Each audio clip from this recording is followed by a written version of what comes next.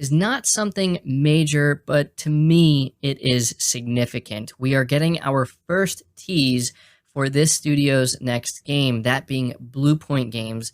And this is a studio that I absolutely cannot wait to find out what they're working on.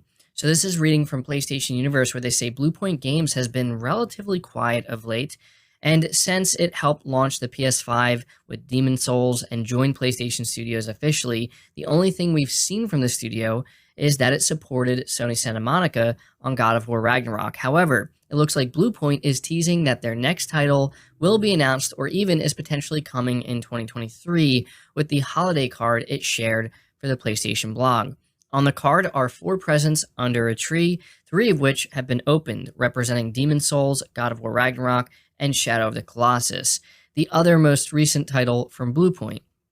What could the unwrapped present be? The last we heard, Bluepoint has 2 projects in development, one of which is a new IP, and the other one is a remake, with both projects still being kept under wraps. Now, here's what's important to understand.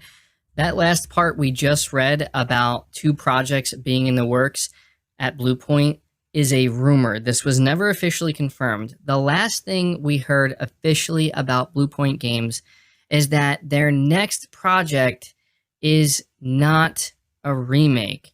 And the way that they worded it, they said it's going to be original content. They didn't specifically say a new IP. They almost made it sound like they're going to be continuing a series or a franchise, which is interesting. And it is doubly interesting the fact that they're not doing a remake, considering that's really what they're known for. So they could very well be working on 2 projects. But looking at this Christmas card, yeah, a lot of people are looking at this box and going crazy with the speculation. I've seen people talking about Metal Gear Solid. I've seen people talking about Bloodborne and everything in between. Now, my personal speculation with this is looking at the unopened present.